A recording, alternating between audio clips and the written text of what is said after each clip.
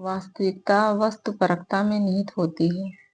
प्रश्नकर्ता कहता है, मैं एक चित्रकार हूँ और चित्र इत्यादि बनाकर अपनी आजीविका चलाता हूँ। क्या आध्यात्मिक दृष्टि से इसका कोई मूल्य या महत्व है? महाराज जी कहते हैं, तुम जब चित्रकारी करते हो तो क्या सोचते हो? प्रश्नकर्ता, तब बस केवल मैं और मेरी चित्रकारी ये दो ही होते हैं। महाराज जी कहते हैं, तुम तब क्या कर रहे होते हो? प्रश्नकर्ता कहता है, मैं चित्रकारी कर रहा होता हूँ। महाराज जी, नहीं, तुम चित्रकारी नहीं करते, तुम चित्रकारी को होता हुआ देखते हो, तुम उसे केवल दृष्टिगत भर रखते हो, शेष तब स्वतः होता है। प्रश्नकर्ता, क्या चित्र ही अपने आप को रचता है या कोई गहरा मैं अथवा दैवीय शक्ति होती है जो चित्र बनाती है? महाराज जी कहते हैं, सबसे बड़ा चित्रकार चेतना स्वयं ही है। समस्त संसार एक चित्र है। प्रश्नकर्ता, संसार के चित्र को किसने बनाया?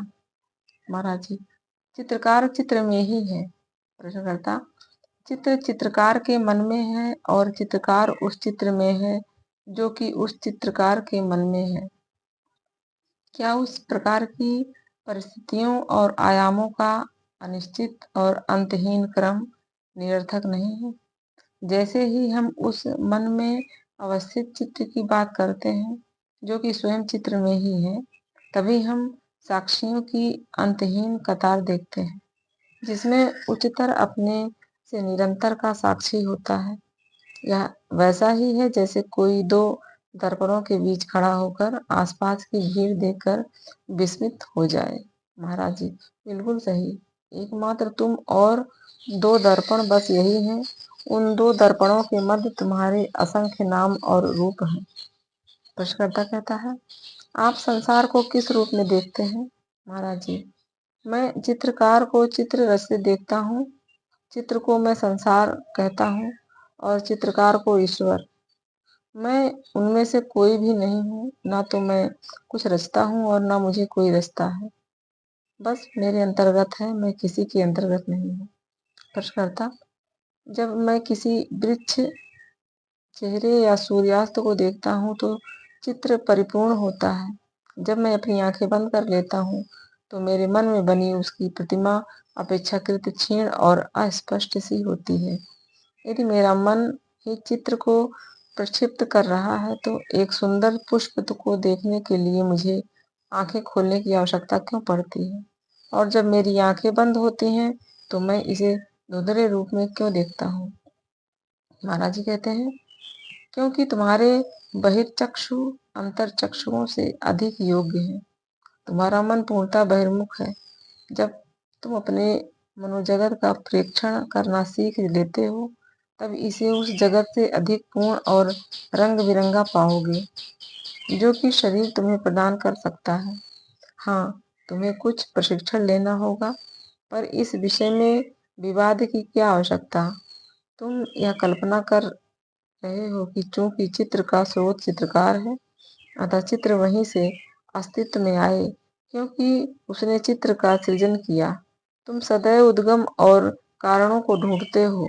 कारण का विचार मन के ही अंतर्गत होता है। स्मृति निरंतरता का भ्रम उत्पन्न करती है और घटनाओं की पुनरावृत्ति होने से कारण का विचार जन्म पाता है। जब कुछ बातें बारंबार एक ही समय पर होती हैं तो हमें यह प्रवृत्ति उठती है कि उनके बीच कारणगत संबंध क्या है, इसे खोजें। इससे एक मानसिक आदत उत्पन्न हो जाती है, परंतु आदत आवश्यकता नहीं है। प्रश्नकर्ता कहता है, अभी आपने कहा था कि संसार को ईश्वर ने बनाया। महाराज जी, यह स्मरण रखो कि भाषा मन का यंत्र है या मन के द्वारा मन के लिए निर्मित है। यदि एक बार तुम कारण को स्वीकृत कर लेते हो तो ईश्वर मूल कारण है और संसार उसका परिणाम। वे दोनों भिन्न हैं परंतु पृथक नहीं। प्रश्नकर्ता कहता है, लोग ईश्वर के दर्शन की चर्चा करते हैं। महाराज जी, जब तुम संसार को देखते हो तब तुम ईश्वर को देखते हो। संसार से पृथक ईश्वर को नहीं देखा जा सकता। संसार से पृथक ईश्वर को देखने के लिए ईश्वर ही होना होता है। जिस प्रकार प्रकाश में तुम संसार को, जो कि ईश्वर ही है, देखते हो, वह प्रकाश एक अत्यंत छोटी सी चिंगारी में मैं हूँ होती है। अत्यंत छोटी सी प्रतीत होने पर भी जानने और प्रेम करने भांति प्रीति के प्रत्येक कृत्य में प्रथम और अंतिम होती है। ग्रहणकर्ता कहता है, क्या ईश्वर के दर्शन करने के लिए संसार का दर्शन करना आवश्यक है? महाराज जी, अन्य कौन सा तरीका है? संसार नहीं तो ईश्वर भी नहीं। प्रश्नकर्ता, फिर क्या शेष रहता है? महाराज जी कहते हैं, तुम शुद्ध सत्ता की तरह रहते हो। प्रश्नकर्ता, और संसार तथा ईश्वर क्या होता है? महाराज जी कहते हैं, शुद्ध अस्तित्व अव्यक्त। प्रश्नकर्ता कहता है, क्या इसे परमाकाश कहा जाता है? महाराज जी, तुम इसे ऐसा कह सकते हो। शब्दों का विशेष महत्व नहीं, क्योंकि वे कहीं नहीं ले जाते, वे बस निषेध की अति में लौट आते हैं। प्रश्नकर्ता कहता है, मैं संसार को ईश्वर के रूप में किस प्रकार देख सकता हूँ? संसार को ईश्वर के रूप में देखने का क्या तात्पर्य है? महाराज जी कहते हैं, यह अंधेरे कमरे में प्रवेश करने की तरह है। तुम कुछ नहीं देख पाते हो। तुम वस्तुओं को छू सकते हो पर देखते नहीं, ना रंग ना उनकी रूपरेखा। खिड़की खुलती है और कमरे में प्रकाश भर जाता है। रंग और आकार अस्तित्व ग्रहण करते हैं। खिड़की प्रकाश प्रदान करती है, परंतु वह प्रकाश का मूल स्रोत नहीं होती। स्रोत सूर्य है। इसी प्रकार पदार्थ अंधेरे कमरे सा, चेतना खिड़की की तरह, संवेदनाओं और इंद्रियां ज्ञान से पदार्थ को ओतप्रोत कर देती हैं, और सूर्य महत्तम पदार्थ और प्रकाश दोनों का मूल स्रोत है। खिड़की खुली हो अथवा बंद, सूर्य सदैव प्रकाशित रहता है। अंतर केवल कमरे की स्थिति में आता है, सूर्य की स्थिति में नहीं। परंतु यह सब भी उस अत्यंत छोटी सी वस्तु में हूँ की तुलना में गौण है। मैं हूँ के अभाव में कुछ भी नहीं होता। समस्त ज्ञान मैं हूँ का ही होता है। इस मैं हूँ के बारे में मिथ्या धारणाएं बंधन की ओर ले जाती हैं और सम्यक ज्ञान मुक्ति की ओर और सुख की ओर।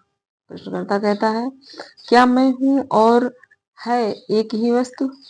महाराज जी कहते हैं, मैं हूँ आंतरिक को अभिव्यक्त करता है बाह्य को।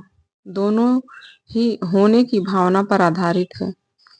प्रश्नकर्ता कहता है, क्या यह अस्तित्व के अनुभव के ही समान है? महाराज जी, अस्तित्व रखने का अर्थ है कुछ होना, कोई वस्तु, भाव, विचार, धारणा आदि। समस्त अस्तित्व विशेष कुछ होना है, पर केवल होना, शुद्ध होना मात्र वैश्विक होता है, इस रूप में कि प्रत्येक वस्तु या जीव अन्य प्रत्येक से सामंजस्यपूर्ण होती है। अस्तित्व अर्थात वासना, कुछ होना, परिवर्तन, जन्म, मृत्यु और पुनः जन्म, जबकि होने मात्र में निश्चल शांति होती है। प्रश्नकर्ता कहता है, यदि संसार को मैं ही रचता हूँ, तो इसे मैंने इतना खराब क्यों बनाया? महाराज जी कहते हैं, हर कोई उसके अपने संसार में रहता है। ऐसे सब संसार समान रूप में अच्छे या खराब नहीं होते। प्रश्नकर्ता कहता है, इस अंतर का क्या कारण होता है? महाराज जी कहते हैं, जो मन संसार को प्रक्षेपित करता है, वही उसमें अपने ही तरीके से विविध रंग भी भरता है। जब तुम किसी मनुष्य से मिलते हो, तब वह एक अपरिचित होता है। जब तुम उससे विवाह कर लेते हो, तो वह तुम्हारा आत्मीय हो जाता है। जब तुम परस्पर झगड़ते हो, तो वह शत्रु बन जाता है। यह तुम्हारे मन की प्रवृत्ति है, जो तय करती है कि वह तुम्हारे लिए क्या है।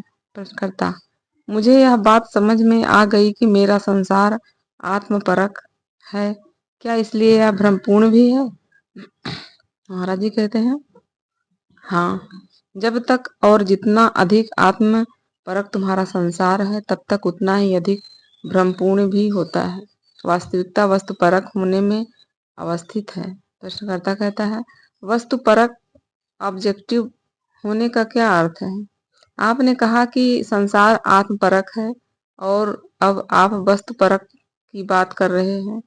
क्या प्रत्येक वस्तु आत्म परक नहीं है? महाराज जी कहते हैं, प्रत्येक वस्तु अवश्य आत्मपरक होती है, परंतु वास्तविक सदवस्तु वस्तु परक है। प्रश्नकर्ता, किस अर्थ में? महाराज जी कहते हैं, यह स्मृतियों और आशाओं, इच्छाओं और भयों, प्रिय और अप्रिय पर आश्रित नहीं होती। सब जैसा है वैसा ही देखा जाता है।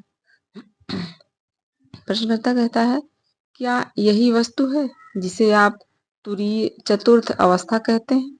महाराज जी, तुम जैसा उचित समझो कह सकते हो। यह ठोस, एकसार, परिवर्तन रहित, आदि रहित और अंतर रहित है। नित्य नूतन और सर्वदा अभिनव होती है। प्रश्नकर्ता, इस तक पहुंचने का क्या उपाय है? महाराज जी, कामना शून्यता तथा भय रहितता तुम्हें वहां पहुंचाएगी।